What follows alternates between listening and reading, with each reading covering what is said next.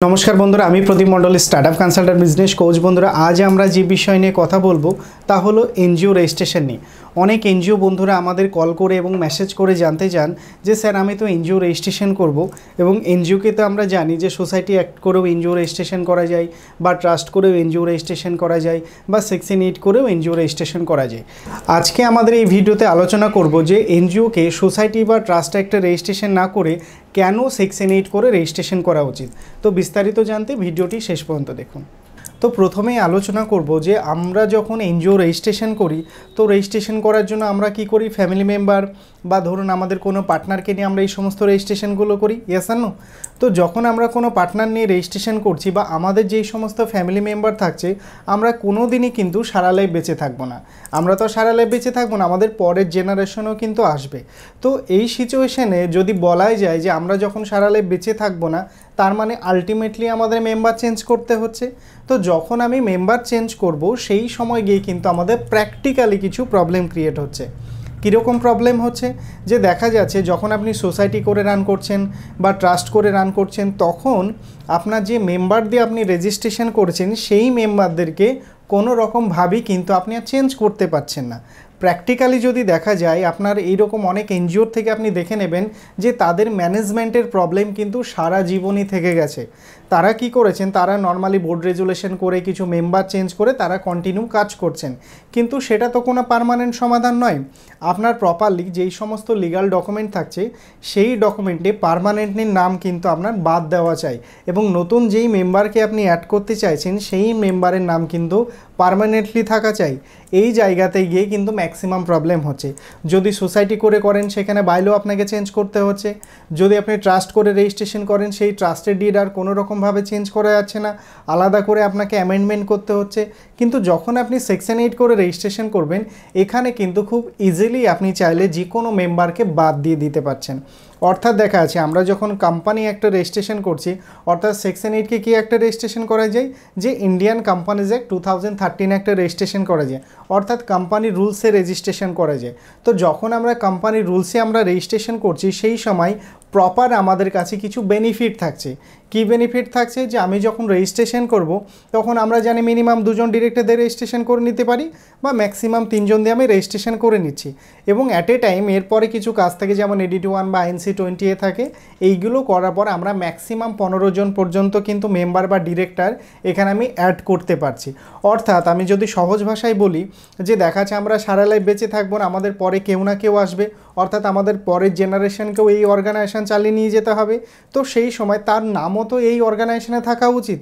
তো যখন ওনার নাম আপনি অ্যাড করবেন সোসাইটি বা ট্রাস্টের ক্ষেত্রে কখনোই আপনি পার্মানেন্টলি তাদের নাম কিন্তু অ্যাড করতে পারছেন না, যেটি সেকশন 8-এ ইজিলি কিন্তু অ্যাড করা যায়। তো সেই দিক থেকে যদি চিন্তা করা যায় তাহলে সেকশন 8-কে রেজিস্ট্রেশন করে কিন্তু এনজিও করা উচিত। এটা একটা কারণ হলো। সেকেন্ড যদি আরেকটা আপনাকে কারণ বলি সেটা হচ্ছে সেল। ধরুন আমরা কি করি, আমরা যখন কোনো ল্যান্ড পারচেস করছি বা কোনো একটা প্রপার্টি আমরা নিচ্ছি সেই প্রপার্টি আমরা অ্যাট এ টাইম চাইলে অন্য কোনো থার্ড পার্টিকে আমরা সেল করে দিতে পারছি, ইয়েস আর নো। তো সিমিলারভাবে দেখবেন অনেক বড় বড় কোম্পানি থাকে, সেই সমস্ত কোম্পানি কি করেন তারা তাদের ব্ল্যাক মানি হোয়াইট করার জন্য অনেক সময় এনজিওকে পারচেস করে নিতে চান। পারচেস করে নিতে চান মানে কি তারা কিনতে চান। তো সেক্ষেত্রে আপনি মনে করুন কষ্ট করে এনজিও করেছেন এবং আপনার ম্যানেজমেন্টের প্রবলেম হয়েছে বা কোনো কারণবশত আপনি এনজিও চালাতে পারছেন না, তাহলে শুধু শুধু আপনার এনজিও ফেলে রেখে তো কোনো লাভ নেই, কারণ ইয়ারলি আপনার কিছু মেনটেন্যান্স কস্ট আছে, ইয়েস আর নো। তাহলে সেই জায়গাতে আপনি চাইছেন আপনার এনজিওকে বিক্রি করে দিতে। তো যখন আপনি বিক্রি করে দিতে চাইবেন, আমি প্রথমে কি বললাম সোসাইটি বা ট্রাস্টের ম্যানেজমেন্টের ঝামেলা থেকে যাচ্ছে, মেম্বারকে আমি সহজে চেঞ্জ করতে পারছি না। সেকশন 8-এ চাইলে আমি ইজিলি কিন্তু চেঞ্জ করে দিতে পারছি। অর্থাৎ মনে করুন আপনি যখন কোনো একটা জায়গা নিয়েছেন, আপনার জায়গা যখন আমি কিনে নিচ্ছি আপনার জায়গা আমার নামে ট্রান্সফার হয়েছে। সিমিলারভাবে আপনি যদি সেকশন 8 এনজিও করে থাকেন তাহলে সেকশন 8 এনজিও করে থাকলে আপনার নামের এনজিও কিন্তু আমার নামে ট্রান্সফার হয়ে যাবে এবং সেটি খুব ইজিলি করা যায়। অর্থাৎ আপনাকে যদি টাইম বলি সমস্ত কিছু যদি ঠিকঠাক থাকে একদিনই কিন্তু আপনার সলভ হয়ে যাবে। অর্থাৎ সেই ক্ষেত্রে আপনি ম্যাক্সিমাম একটা টাইম 7 দিন নিতে পারেন। 1 থেকে 7 দিন যদি আপনি সময় নিন তাহলে এই ধরনের প্রবলেমগুলো কিন্তু আপনার খুব ইজিলি সলভ হয়ে যাবে। যেমন আমাদের কাছে মাঝে মাঝে কখনো কোনো কোম্পানি কল করেন, যেমন এই মুহূর্তে যদি প্র্যাকটিক্যাল কথা বলি আপনাকে, যেমন এক কোম্পানি আমাদেরকে কল করে জানতে চেয়েছেন যে স্যার আমাদের 3 বছরের পুরনো সেকশন 8 আমাদের একটি এনজিও দরকার, তার জন্য উনি বাজেট দিয়েছে 3 লক্ষ টাকা, অর্থাৎ 3 লক্ষ টাকা দিয়ে একটি সেকশন 8 এনজিও উনি কিনে নিতে চাইছেন। তো এইরকম আপনি যখন এনজিও করছেন, আপনি চালাতে পারছেন না, অর্থাৎ কিছু তো আপনাকে কাজ করতে হবে। তো সেই ধরনের কাজগুলো করেছেন, প্রপার ফাইল মেনটেনেন্স করছেন, তখন আপনি চাইলে কিন্তু এনজিওকে সেল করে দিতে পারছেন, যেটি কিন্তু সেকশন 8-এর খুব বড় একটা অ্যাডভান্টেজ, যার জন্যও কিন্তু আপনার সেকশন 8 করা উচিত। থার্ডের যদি আপনাকে পয়েন্ট বলি, থার্ড পয়েন্ট হচ্ছে আপনার নামের সিকিউরিটি। অর্থাৎ দেখা যাচ্ছে আপনি যখন সোসাইটি করে রান করছেন বা ট্রাস্ট করে যখন রান করছেন, আমি চাইলে কিন্তু সেম নাম দিয়ে আলাদা করে কোনো এনজিও রেজিস্ট্রেশন করে নিতে পারছি, যতক্ষণ না সেম নামে কোনো ট্রেডমার্ক হচ্ছে। ইয়েস আর নো? কিন্তু যখন আপনি সেকশন 8 করে রেজিস্ট্রেশন করবেন, আপনি যেই নাম দিয়ে রেজিস্ট্রেশন করে নেবেন, সেই নাম দিয়ে আমি ডুপ্লিকেট কোনো নাম কিন্তু আর আমি রেজিস্টার করতে পারছি না।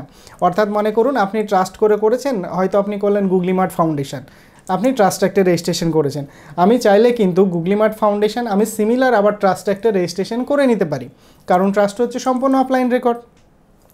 তো সেক্ষেত্রে আপনি যদি সেকশন 8 করে রেজিস্ট্রেশন করেন, সেকশন 8 করে রেজিস্ট্রেশন করলে যেই নাম দিয়ে আপনি রেজিস্ট্রেশন করবেন, সেই নাম দিয়ে ডুপ্লিকেট নাম কেউ কিন্তু আর করতে পারছে না। যদি কেউ ট্রাস্ট করেও রেজিস্ট্রেশন করে, উনি যখন আবার ট্রেডমার্ক রেজিস্ট্রেশন করতে যাবেন, ট্রেডমার্ক রেজিস্ট্রেশন করতে চাইলে তখন কিন্তু উনি ট্রেডমার্ক আর পাবেন না। সেক্ষেত্রে বলাই যায় যে আপনার সেকশন 8 করে রেজিস্ট্রেশন করলে আপনার নামের সিকিউরিটি কিন্তু থেকে যাচ্ছে, যার জন্য কিন্তু সেকশন 8 করা উচিত।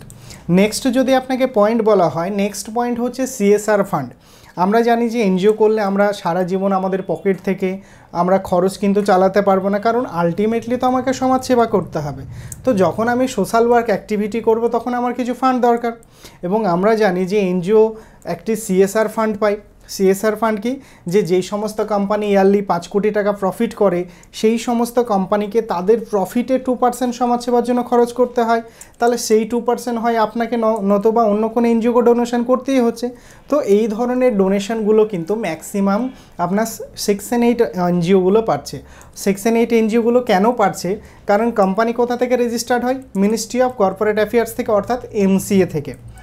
এমসিএ থেকে আমাদের কোম্পানির লাইসেন্স বেরোচ্ছে, এবং এমসিএ থেকেই কিন্তু আমাদের সেকশন 8 এনজিওরও লাইসেন্স বেরোচ্ছে, তাহলে সেম জায়গা। এবং সিএসআর সার্টিফিকেট কোথা থেকে আসছে? সিএসআর সার্টিফিকেটও কিন্তু মিনিস্ট্রি অফ কর্পোরেট অ্যাফেয়ার্সই দিচ্ছে, অর্থাৎ এমসিএ দিচ্ছে। তাহলে সেক্ষেত্রে যেখান থেকে কোম্পানির লাইসেন্স বেরোচ্ছে, সেখান থেকেই আমাদের এনজিওর লাইসেন্স বেরোচ্ছে, এবং সেখান থেকেই আমাদের সিএসআর সার্টিফিকেটগুলো বেরোচ্ছে।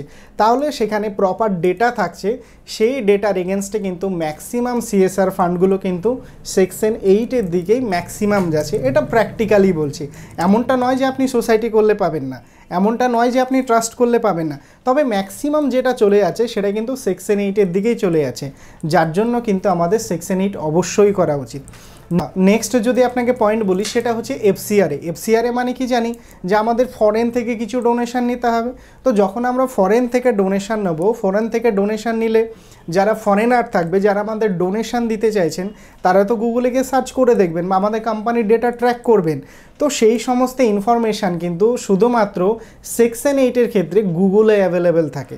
অর্থাৎ আপনি যদি সেকশন 8 করে রেজিস্ট্রেশন করেন, আমি নাম কি বললাম, মনে করুন হয়তো গুগলি মার্ট ফাউন্ডেশন, আপনি যদি গুগলে গিয়ে গুগলি মার্ট ফাউন্ডেশন লিখে সার্চ করেন, আপনার A to Z ডেটা বেরিয়ে যাবে।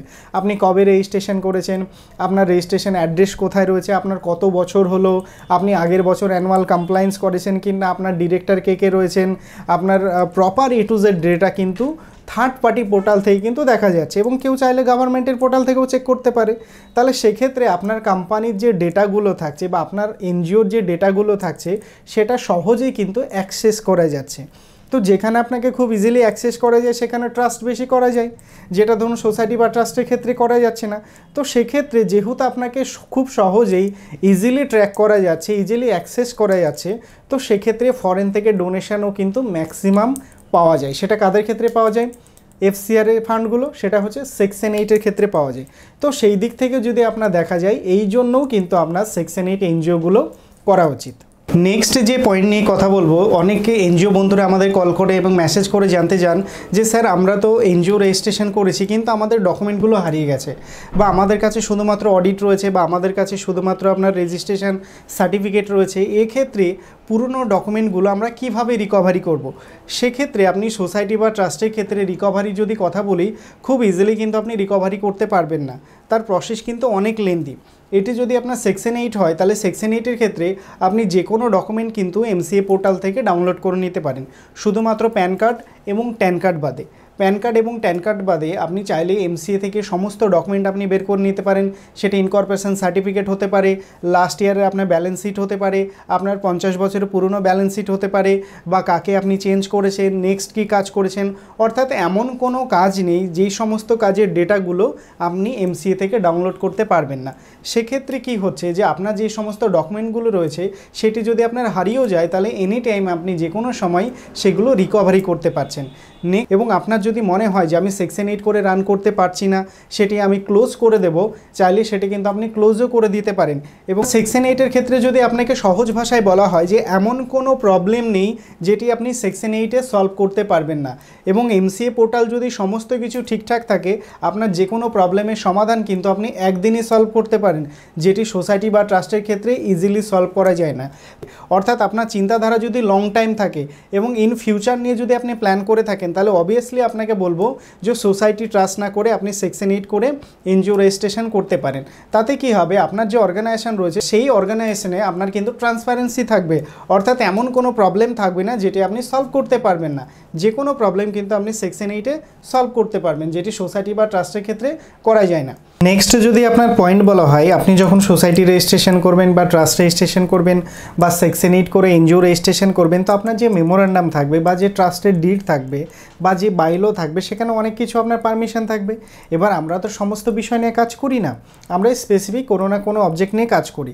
তার মধ্যেও আমি ধরে নিলাম যে আজকের ডেটে আপনি একরকম অবজেক্ট নিয়ে কাজ করছেন, 10 বছর বা 20 বছর পরে ভাবলেন যে আপনি নতুন কোনো অবজেক্ট নিয়ে কাজ করবেন, কিন্তু আপনার ডিডে পারমিশন নেই বা আপনার বাইলোতে পারমিশন নেই বা আপনার মেমোরান্ডামে পারমিশন নেই, তাহলে আলটিমেটলি সেটা আপনাকে পারমিশন করাতে হবে। তো এই ধরনের প্রবলেমগুলো কিন্তু খুব ইজিলি আপনি সেকশন 8-এ সলভ করতে পারবেন, যেটি সোসাইটি বা ট্রাস্টে না বরাবর। মানে একদম সলভ করা যায় না সেটা বলবো না, কিন্তু যে প্রসেস রয়েছে সেটা কিন্তু ম্যাক্সিমাম জটিল। এবং অর্থাৎ আপনাকে যদি বলি যে আপনি যদি মনে করুন যে এনজিও করেছেন, সেই এনজিও যদি চালাতে না পারেন, তাহলে সেটা আপনি ক্লোজ করে দিতে পারেন। এখন এক ধরনের বিষয় নিয়ে কাজ করছেন, 10 বছরের পরে অন্য কোনো বিষয় নিয়ে কাজ করবেন। অর্থাৎ এমন কোনো প্রবলেম নেই যেটি আপনি সেকশন 8-এর ক্ষেত্রে সমাধান করতে পারবেন না। প্রত্যেকটি প্রবলেমের জন্য কিন্তু গভর্নমেন্টের আলাদা আলাদা ফর্ম রয়েছে, সমস্ত কিছুই কিন্তু আপনি চাইলে একদিনই সলভ করতে পারেন, যেটি সমস্ত কিছু কিন্তু অনলাইনেই হয়ে যায়। বাকি যদি সোসাইটি বা ট্রাস্টের ক্ষেত্রে যদি বলি, এগুলো আপনি ক্যান্সার পেশেন্ট হিসেবে ধরে নিতে পারেন, পার্মানেন্ট কোনো সমাধান নেই, টেম্পোরারি করে চালাতে হয়। এবং যখন কোনো প্রজেক্ট ফান্ডিংয়ের জন্য যখন অ্যাপ্লিকেশন করবেন, তখন আপনার কোনটা অ্যামেন্ডমেন্ট ডকুমেন্ট, কোনটা অরিজিনাল ডকুমেন্ট, তখন গিয়ে কিন্তু অনেক প্রবলেম হয়। এই ধরনের আরও অনেক পয়েন্ট থাকে, যেই পয়েন্টগুলো অ্যাকচুয়ালি যদি আমরা ডিসকাস করি তাহলে ভিডিওটি অনেক লেন্দি হয়ে যাবে। তো এই সমস্ত বিষয় নিয়ে আপনি চাইলে আমাদের বোর্ডলাইন নম্বরে কল করে আরও বিস্তারিত জানতে পারেন, বা আপনি আমাদের অফিস ভিজিট করতে পারেন। আমাদের 3টি ব্রাঞ্চ অফিস রয়েছে, যে কোনো অফিসে ভিজিট করে আপনি চাইলে A to Z জানতে পারেন। এবং আমরা এই সমস্ত সার্ভিস প্রফেশনাল দিয়ে থাকি। এবং আপনি যদি গুগলি মার্ট চ্যানেলে প্রথম এসে থাকেন, তাহলে আমাদের গুগলি মার্ট চ্যানেলকে অবশ্যই সাবস্ক্রাইব করে দেবেন এবং পাশে থাকা বেল আইকনকে অবশ্যই ক্লিক করে দেবেন, যাতে ইন ফিউচার এই ধরনের যদি ভিডিও আপলোড করি তো ভিডিওর নোটিফিকেশান সবার আগে পৌঁছে যাবে। ভিডিওটি শেষ পর্যন্ত দেখার জন্য অসংখ্য ধন্যবাদ। আপনার দিনটি শুভ হোক। নমস্কার।